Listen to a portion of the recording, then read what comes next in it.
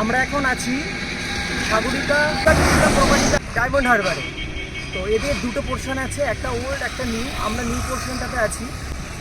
আর এটার একটাই সুবিধা যে হোটেলের ঠিক অপোজিটেই হচ্ছে। আমরা একটু দেখাচ্ছি তাকে। তো এখানে কিভাবে আসতে হবে, এখানে এসে কিভাবে বুক করতে হবে, সব কিছু নিয়ে আমরা ভিডিওটাতে আছি। তো সঙ্গে থাকুন, পুরো রুমগুলো ট্যুর করাবো আমরা। প্রত্যেকটা রুম আমরা ঘুরে ঘুরে দেখাবো কী কী আছে, কোন দামের রুম কীরকম আছে। সঙ্গে থাকুন, দেখতে থাকুন।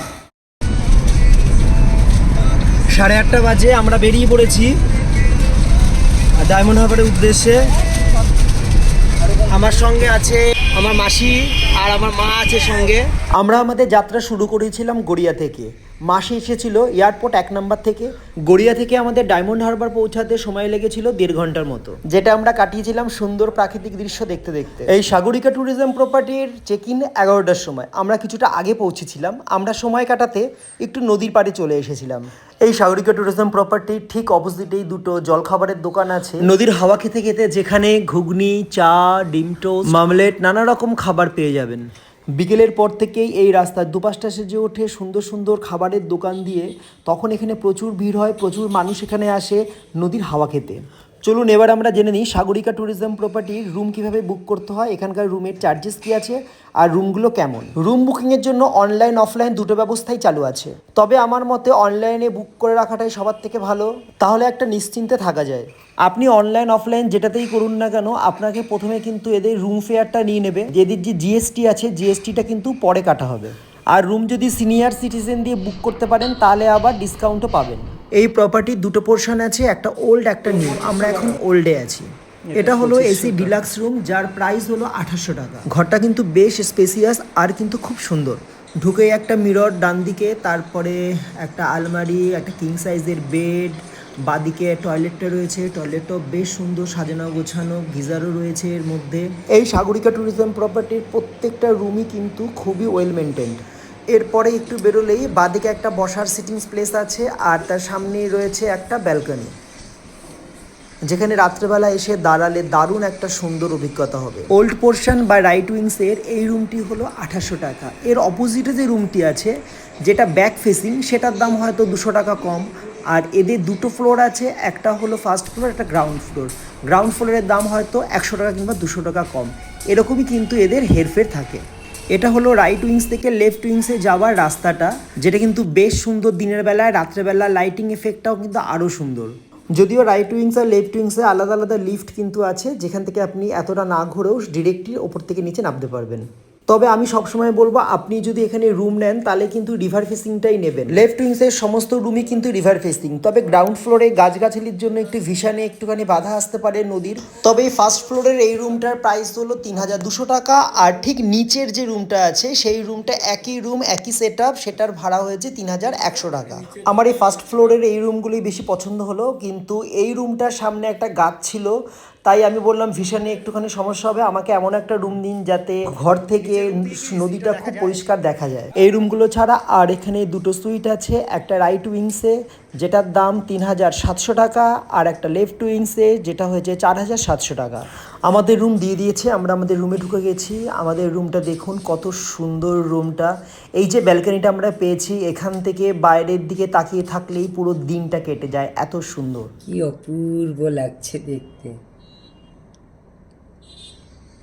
এই রকমই সমুদ্রের ভেতর দিয়ে গিয়েছিল আমাদের নবকুমার। রুমে এন্টার করার সাথে সাথেই চলে এলো আমাদের ওয়েলকাম ড্রিঙ্কস। সত্যি আমরা অনেকক্ষণ জার্নি করে এখানে পৌঁছালাম, মনটা একটু তেষ্টা তেষ্টা চাইছিল, আর সেই সময় পেয়ে গেলাম ওয়েলকাম ড্রিঙ্কস। চেক ইনের জন্য সময় ছিল বলে আমরা নদীর ওপারে দাঁড়িয়েছিলাম কিছুক্ষণ, যেখানে আমরা স্ন্যাক্সের দোকান থেকে চা খেয়েছিলাম, ডিম টোস্ট খেয়েছিলাম, ডিমের মামলেট খেয়েছিলাম, আর কিছুটা ঘুগনি খেয়েছিলাম, যেটা খেতে আমাদের দারুণ লেগেছিল। যার জন্য আমাদের এই মুহূর্তে টিফিনের কোনো দরকার নেই, আমরা ভাবছি একবারে লাঞ্চ করে নেবো। আমাদের আসার সাথে সাথে ওয়েলকাম ড্রিঙ্কস দিয়ে দিয়েছে, মাসি এখন ওয়েলকাম ড্রিঙ্কস খাচ্ছে। আমরা তো বাঙালি, হ্যাঁ, আমরা সব ড্রিঙ্কসই খাই। সব ড্রিঙ্কসই খাই, কিছু পান করি না। হ্যাঁ, আমার মা এখন ওয়েলকাম ড্রিঙ্কস খাচ্ছে এখন। ভালোই খেতে। তো আমাদের স্টার্টিং শুরু হলো, আমরা এরপর একটু রেস্ট নেবো, ফ্রেশ হয়ে নেবো।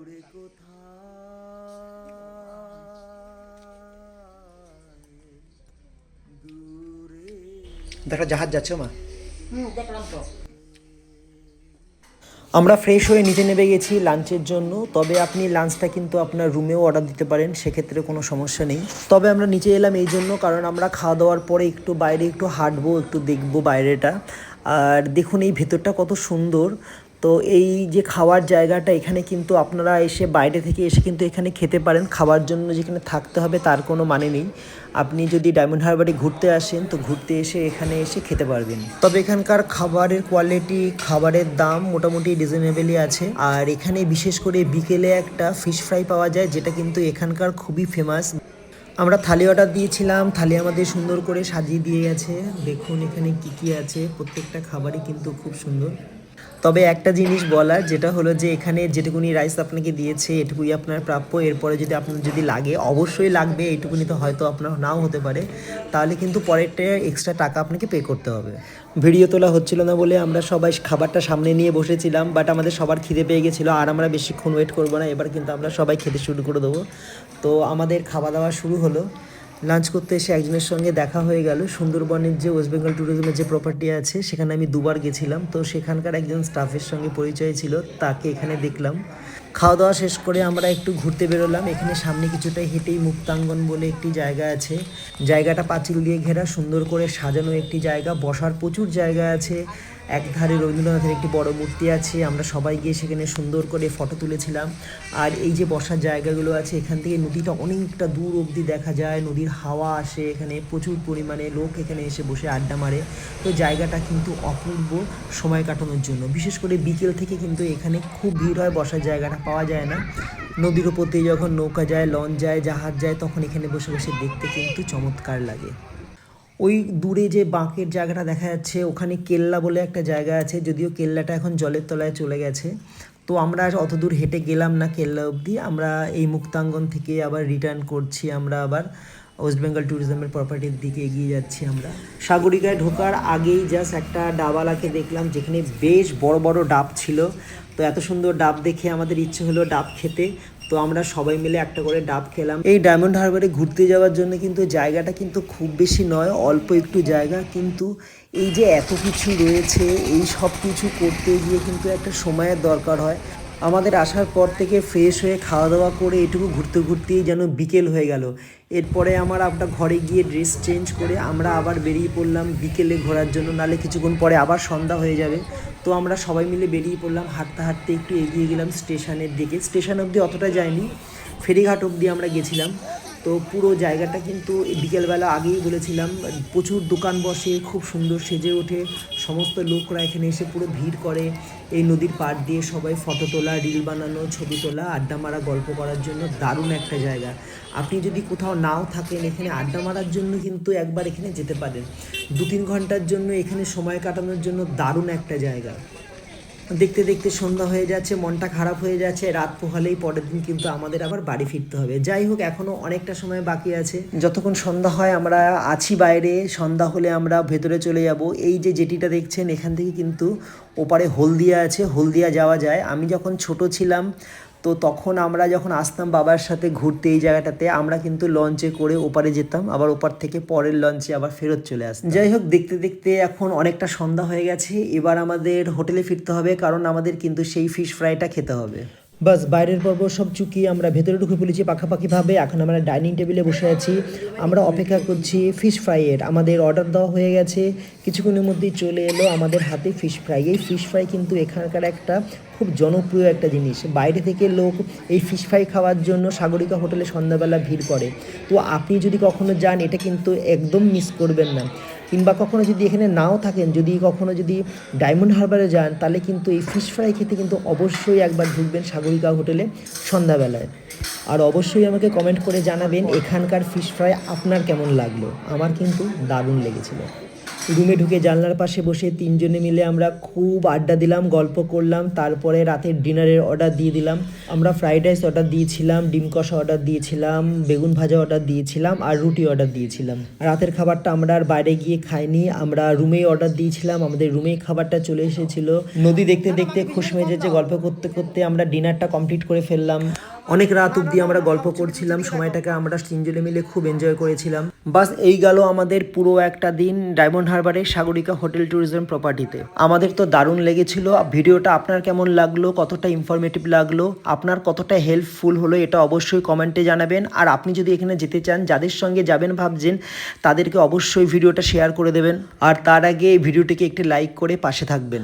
আর এই ধরনের ইনফরমেটিভ ভিডিও আরও দেখতে গেলে আমাদের চ্যানেলটিকে অবশ্যই সাবস্ক্রাইব করে নেবেন, যাতে প্রত্যেকটা ভিডিও সবার আগে আপনার কাছে পৌঁছে যায়। ভিডিওটি শেষ করার সময় আরেকটি জরুরি ইনফরমেশন আমরা দিয়ে রাখছি। এখানে আমরা তিনজন যেহেতু এসেছিলাম, আর এই বেডটা যেহেতু দুজনের বেড ছিল, তো সেই জন্য আমাদের এক্সট্রা একটা বেড আমাদের দিয়েছিল, এক্সট্রা কট দিয়েছিল। ওয়েস্ট বেঙ্গল ট্যুরিজমের প্রায় সবকটা প্রপার্টিতেই এই কট ফেসিলিটি আছে, তবে যেখানে জায়গা খুবই কম থাকে সেখানে দিতে পারে না, তবে চার্জেস 20 থেকে 30% এক্সট্রা নিয়ে নেয়। সকাল 10টায় চেক আউট, আমাদেরকে বলে দিয়েছিল 9টার মধ্যে ব্রেকফাস্টটা করে নিতে। আমরা সেই জন্য ফ্রেশ হয়ে আমরা চলে এলাম ব্রেকফাস্ট করতে।